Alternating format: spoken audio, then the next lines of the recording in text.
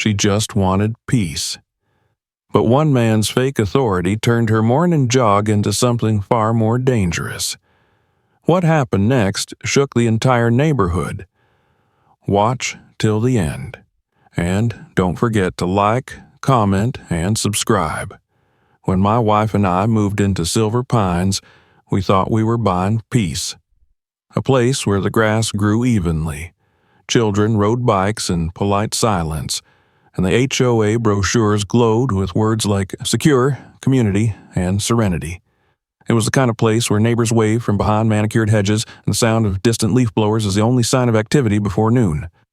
To most people, that would sound boring. To us, it sounded like heaven. My name is Marcus Brooks. I'm a cybersecurity engineer, indoor enthusiast, and proud owner of a triple-monitor basement setup that runs cooler than most server farms. My wife, Jada Brooks, is, well, a bit more complicated. Technically, she's an active-duty major in the United States Army Delta Force.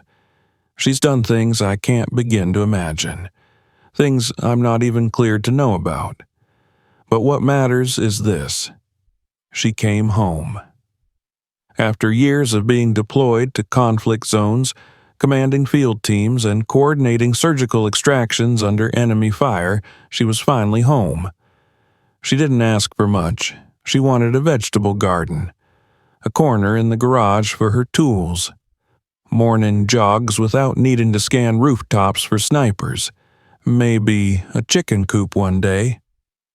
So, when our realtor told us about Silver Pines, a gated community just outside the city known for its privacy and pristine order, we didn't hesitate.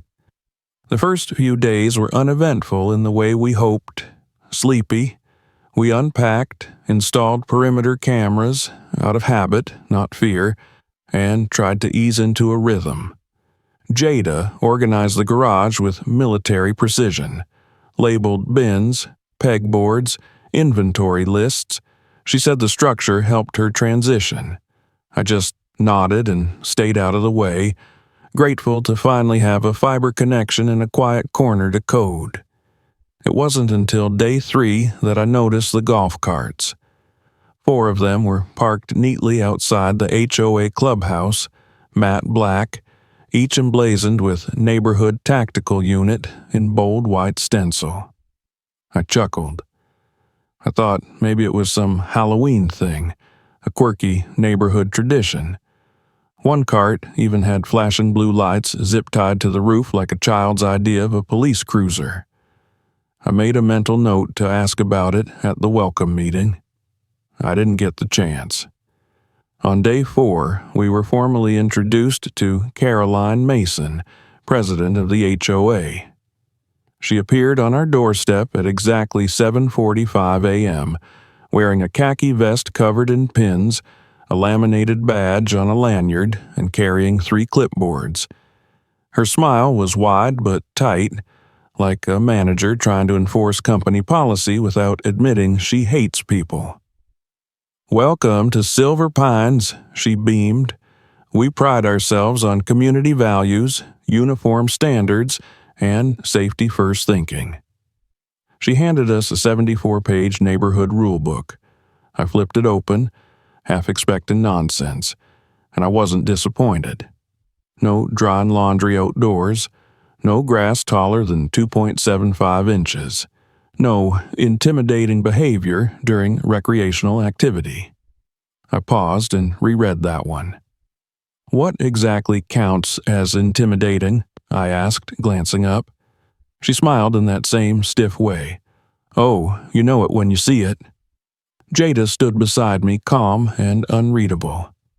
She thanked Caroline with the same tone she once used in briefings before breaching enemy compounds. I could tell she didn't like the vibe. Neither did I. Over the next few days, we started noticing more of the oddities. The same 4 golf carts patrolling at regular intervals. Volunteers wearing tactical vests and earpieces as if expecting insurgents to launch an ambush near the cul-de-sac. One morning, Jada watched through the blinds as they tried to ticket a woman for walking her poodle off leash on her own driveway. She shook her head and muttered, "They're LARPing law enforcement." Still, we tried to give it time. New neighborhoods always have quirks, right?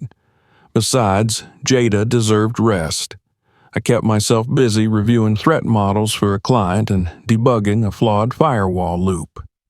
She kept herself busy gardening, jogging, and taking apart old military tech in the garage. It was normal.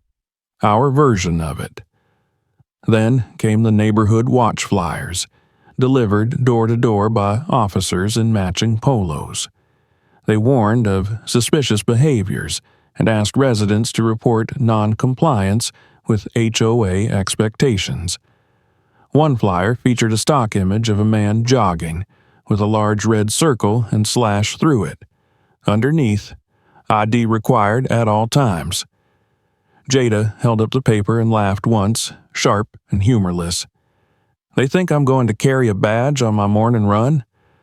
I didn't answer. I didn't need to. We both knew what this was. Control, pretend authority.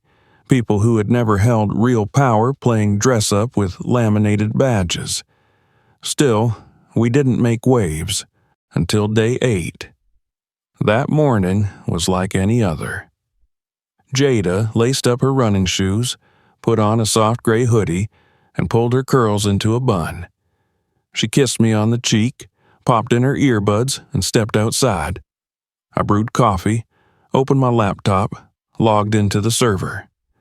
Then my phone buzzed, motion alert from our front-facing security cam. I glanced down, not expecting anything. Maybe a package. Instead, I saw 2 black golf carts parked across the street at an angle. Jada stood between them, hands slightly raised. In front of her, a heavy-set white man in a tactical vest, one I hadn't seen before, and a pistol leveled at her chest. I dropped the coffee mug. Porcelain shattered across the kitchen tile. And I ran, barefoot, no plan, no sense, just one thought screaming through my head, "Don't let them touch her." But I would never forget what I saw as I turned the corner. Jada, perfectly still, calm, her breathing slow, eyes locked on the gun, and her right hand, just barely, flexed once. A signal. Stand down. She had this under control. What none of them knew, what this clown with his shaky knockoff Glock had no idea about, was who they were trying to intimidate. Jada Brooks had commanded night raids in hostile territory. She had disarmed explosives during sandstorms. She had pulled hostages out of collapsing buildings. And now she was facing down a wannabe rent-a-cop with a belly full of self-importance. That was the moment I realized something. Silver Pines wasn't safe because it was orderly. It only seemed safe until someone challenged the illusion, and we were about to break it open. The sun was barely up when Jada stepped out that morning. Dew still clung to the blades of grass, and the air held the kind of quiet you only get in a place built to suppress chaos. She tied her hoodie tighter and adjusted the wireless earbuds. Her routine was simple. 4 laps around the perimeter streets, not too fast, not too slow. Just enough to keep the rhythm steady, her breath clean, her head clear. I stayed behind, still shaken by the neighborhood watch flyers from the day before. I brewed our usual French press, sat at the desk, and opened a secure client channel. Somewhere across the world, someone was trying to crack a firewall I'd built 6 months ago, and now I had to reinforce it like a leaking dam. But I only got a few keystrokes in before my phone buzzed with a security alert from the outdoor camera. I didn't think much of it. Probably a dog or someone walking by. But out of habit, I clicked the feed and froze. Jada was standing in the middle of the street, her hands held just above waist level, calm but ready. On either side of her were 2 HOA golf carts parked in a V formation, blocking the road like a checkpoint. In front of her stood a red-faced man with thinning blonde hair and a protruding gut. He wore a black tactical vest over a white polo shirt and held a pistol pointed squarely at her chest. It wasn't a real Glock. I could tell from the grainy video, but it didn't matter. The stance, the aggression, the shake in his hands, he believed it was real. And he believed she was a threat. I didn't feel the mug slip from my hand, but I heard it shatter against the floor. I was already running barefoot down the hallway, out the front door, across the dewy lawn. My brain screamed one thing: don't let her get hurt. As I rounded the corner and came into full view, I saw more details. 2 additional HOA officers were approaching from behind the carts, trying to look official, but clearly uncertain. One had a clipboard. The other looked like he hadn't shaved in a week. None of them had police credentials. And Jada? She wasn't moving. Her chest rose and fell in slow, measured intervals. Her eyes never left the man in front of her. She didn't flinch, didn't twitch. But then, just as I was about to shout, her right hand gave a tiny, deliberate pulse. A signal. Military, a warning. Stand down. I obeyed. I stopped cold on the edge of the lawn, heart hammering against my ribs, hands clenched at my sides. The man barking orders was Officer Bradley Howell, though I didn't know his name yet. What I did know was this. He was shouting about the suspicious activity, about the HOA's rules on identification, about how jogging without an ID constituted a community breach. "You're acting like a criminal," he said, voice shrill with authority he hadn't earned. Jada spoke quietly, her voice so even I barely heard it. "Sir, are you a licensed law enforcement officer?" Bradley puffed up like a toad. "We're HOA police," he snapped, "which means we're higher than city cops in this neighborhood." I felt my jaw tighten. Jada tilted her head slightly, a faint smile crossing her lips, one I'd seen before in those rare moments when she knew a situation was already over, and her opponent just hadn't realized it yet. "Then I respectfully ask," she said, "for your safety, to lower your weapon." He didn't. There was no warning, no shout, no motion visible to the untrained eye. 1 second, Bradley was pointing his gun. The next, he was face down on the pavement, groaning. His pistol had skittered across the asphalt, and Jada stood behind him, one knee pressed between his shoulder blades, his arm twisted in a perfect compliance hold.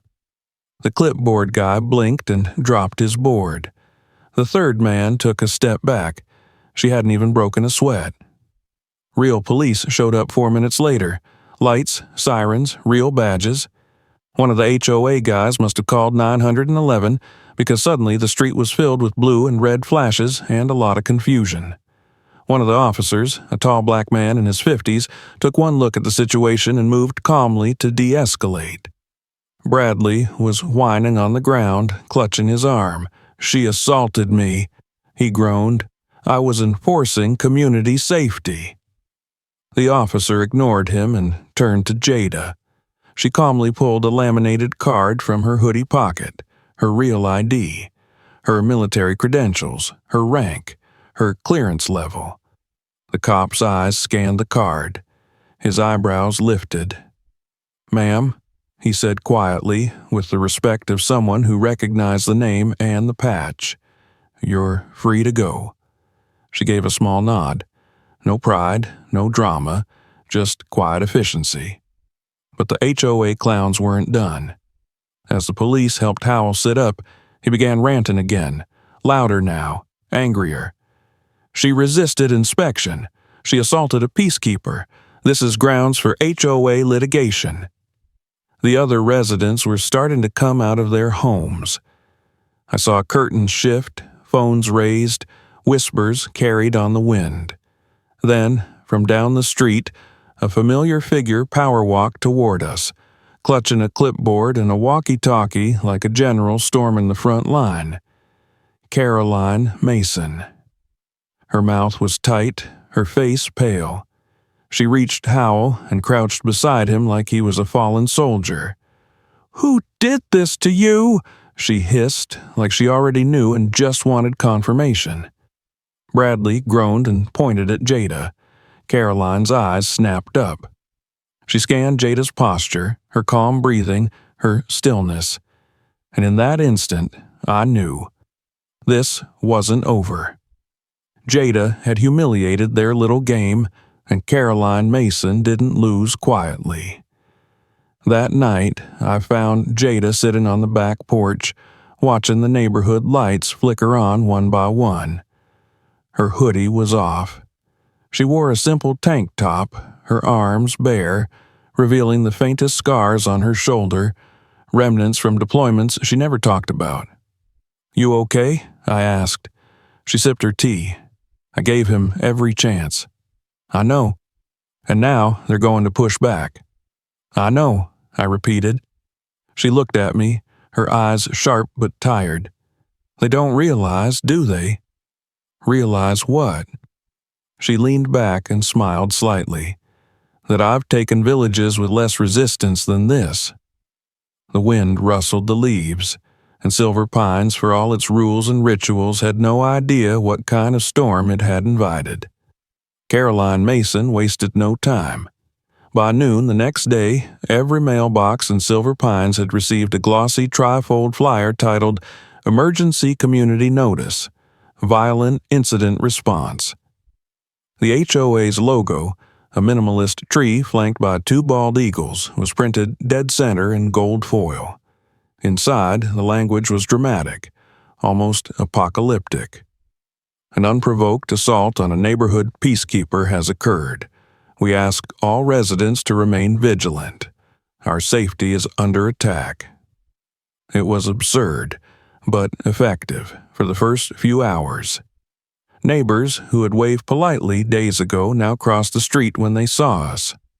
One woman pulled her daughter closer and whispered something, then avoided eye contact altogether. It was subtle, but unmistakable. Caroline was seated in fear, but Jada, she wasn't rattled. She moved like a field officer preparing for campaign. Not loud, not confrontational, just deliberate. That evening, the HOA called an emergency town meeting in the clubhouse. By 6:30 p.m., the scene outside resembled a neighborhood tailgate party. Lawn chairs, coolers, and even someone grilling hot dogs. Teenagers circled with their phones out, live streaming to who knows where. The HOA didn't know it yet, but this wasn't going to be a coronation. It was a reckoning. At precisely 7 o'clock, Caroline marched into the clubhouse like she was entering a battlefield.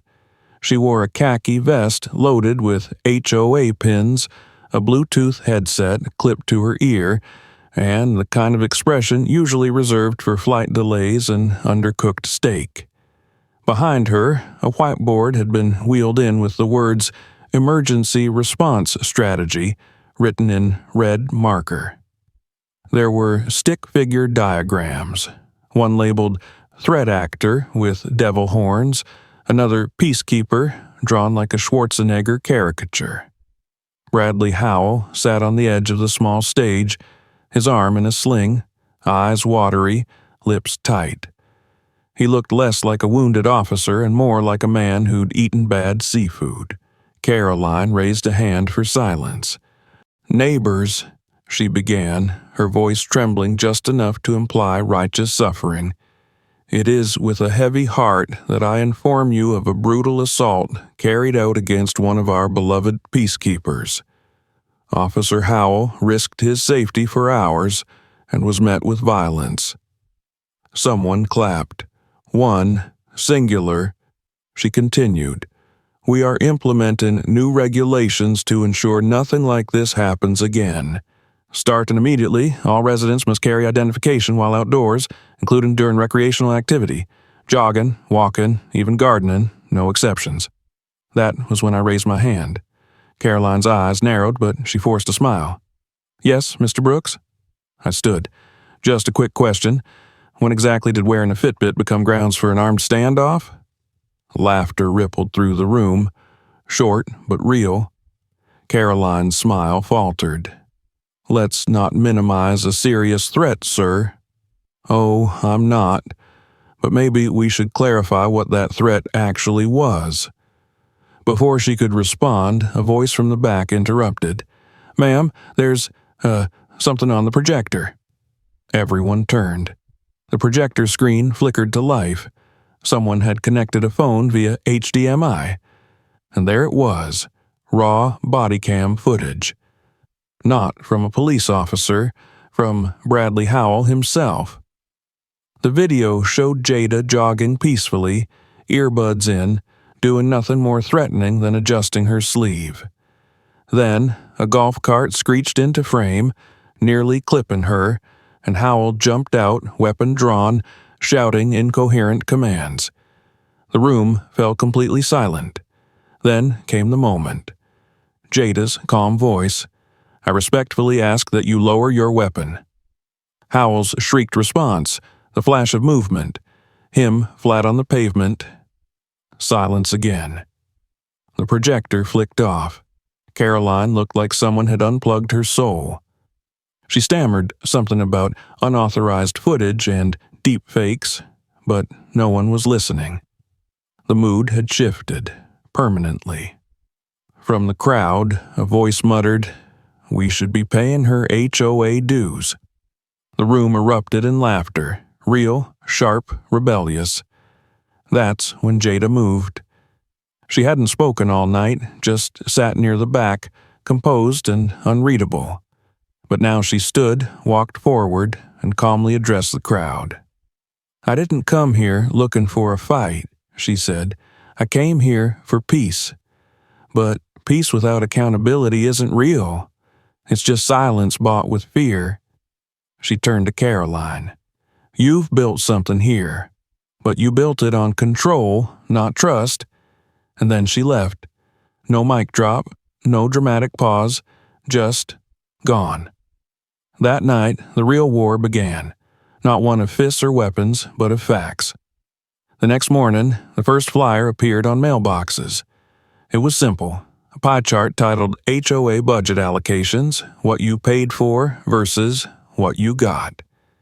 It detailed expenses, over $42,000 in security upgrades, including tactical vests, mock firearms, and custom-embroidered patches for officers. Meanwhile, only $2,100 had gone to playground maintenance, $0 to community outreach, $0 to conflict resolution training. The footnote read, Source, HOA Financial Disclosures, Public Record. Jada didn't stop there. She went door to door, spoke calmly to neighbors, shared numbers, policies, personal stories. No yelling, no threats, just the truth. Her military precision translated into strategy. Every flyer perfectly aligned, every conversation intentional, every detail backed by documentation. And it worked. Neighbors started to talk, at first in whispers, then in public. People wanted to see the books. They demanded clarity. They asked why patrols were needed at all, why golf carts had sirens, why a woman jogging peacefully had to face a weapon. Caroline tried to regain control. She introduced emergency bylaws overnight, fines for spreading misinformation, mandatory HOA-approved language for all flyers, even a proposal to ban subversive conduct. None of it stuck, because while Caroline flailed, Jada operated with the calm patience of someone who had taken villages from insurgents. She didn't need to shout. She just needed to show the truth. And by the end of the week, the neighborhood was changing. The lawn patrols thinned. The golf carts stopped running. Curtains stopped twitching with suspicion and started parting in curiosity. One neighbor brought us banana bread. Another asked Jada if she could help interpret the HOA's bylaws. A teenage girl shyly asked her to speak at a school career day. Jada smiled, politely declined the speaking gig, and offered to teach her self-defense instead. Caroline, meanwhile, retreated into her house. Her Bluetooth headset stopped blinking. The HOA's official page went quiet. She was still there, technically, but something vital had broken, and the wind was blowing in a new direction. By the following week, Silver Pines no longer resembled the picture-perfect gated utopia from the brochures. It was still neat, still manicured, but something beneath the surface had shifted. The false calm had been peeled back. In its place was something real. Uneasy, yes, but honest. The golf carts, once circling every few hours like clockwork, were now parked silently beside the HOA clubhouse. Their sirens had been removed. The neighborhood tactical unit decals had been scraped off, leaving faint outlines on the paint. No one was wearing tactical vests anymore. The laminated badges had vanished. For the first time since moving in, Jada and I could sit on our front porch without feeling watched. The quiet that surrounded us wasn't heavy anymore. It was earned. That morning, a white envelope arrived, stamped with a federal seal. Inside, confirmation of the audit. It wasn't just a financial review, it was a formal investigation. Someone, somewhere in a 3-letter agency, had received the documentation Jada had sent. Receipts, public record extracts, testimonies from neighbors who now trusted her more than the entire HOA board. And now, the wheels were in motion. I turned to her on the porch. "They're going to dig deep." Jada nodded. "That's the point." She didn't look triumphant, just focused, steady, like a soldier who knew the mission wasn't over, even when the battle was clearly won. 2 days later, federal agents showed up in suits. No sirens, no noise, just quiet conversations behind closed doors. The audit report leaked online before Caroline could spin it. Embezzlement. Fraudulent budget line items. Conflicts of interest in vendor contracts. Her cousin had been paid for landscaping that was never done. The neighborhood exploded. Emergency HOA elections were called. Caroline refused to step down at first, insisting it was all a targeted smear campaign by outsiders. But no one listened. Not after the footage, not after the documents, not after a retired Air Force colonel and 3 other longtime residents publicly backed Jada's report. On the day of the vote, nearly every household showed up. Caroline never arrived. She had cleared out the night before. Her mailbox was empty. The locks on her door had been changed by the property management company. Later, we heard she was in Nevada, trying to sell timeshares under a new name. We didn't speak of her again. What remained was rebuilding. Not just HOA policies, but trust. Jada didn't run for any board position. She declined when asked. She said her job was done. Instead, she focused on small things. She replanted the backyard herb garden, started building the chicken coop she'd talked about since the first day we moved in, and every Saturday morning, she held free self-defense workshops in the community park. Quietly, without publicity. Sometimes 5 people showed up, sometimes 20. She never advertised, but word spread. One Saturday, a teenage boy who used to ride by on his scooter and sneer at us, likely parroting his parents, walked up shyly and asked if he could join. She welcomed him like she'd been expecting it all along. As for me, I rebuilt my home server and finally finished the security suite I'd been putting off for weeks. The firewall was cleaner, the load balancer smoother. It was the kind of work I used to get lost in before everything happened, but now I noticed I didn't feel the need to check the street cameras every hour. The paranoia had faded. The calm was real now. One evening, just before sunset, Jada and I sat on the porch again. Kids rode bikes without helmets, neighbors walked their dogs off leash. Someone even had the audacity to hang laundry on a line, something unthinkable 2 weeks prior. Jada leaned back in the chair, exhaled deeply, and let her fingers rest on the mug of warm tea beside her. "You think they get it now?" I asked. She smiled slightly. "Some do. Most will. Eventually." We sat in silence for a while, the kind that doesn't demand to be filled. Just peace. Real peace. Then I asked, if Caroline had backed off that day, if she'd apologized, accepted responsibility, would you have let it go? Jada didn't answer right away. She stared out over the quiet street, watching a group of kids laugh as they raced up the sidewalk, one of them wearing a superhero cape made out of a pillowcase. "I gave them every chance," she said finally. "All of them. Just like I've given worse men in worse places. But they didn't want peace. They wanted power." She turned her gaze back to me. "And power that doesn't serve people? That kind doesn't deserve to last." It wasn't a speech. It was just a fact, spoken with the certainty of someone who'd seen what happened when power went unchecked. And maybe that's what made Jada different. She didn't fight because she loved conflict. She fought because she understood what happened when no one did. As the sun dipped below the horizon, casting long shadows over Silver Pines, I watched her rise from her chair and step onto the sidewalk, sneakers laced, hoodie pulled up. Another jog. No ID, no clipboard patrols, no threats. Just the sound of her feet on pavement. Steady, deliberate, free. The kind of peace you don't request, the kind you earn. Real strength doesn't shout. It stands, it acts, and it changes everything. If this story moved you, let us know in the comments, hit that like button, and subscribe for more.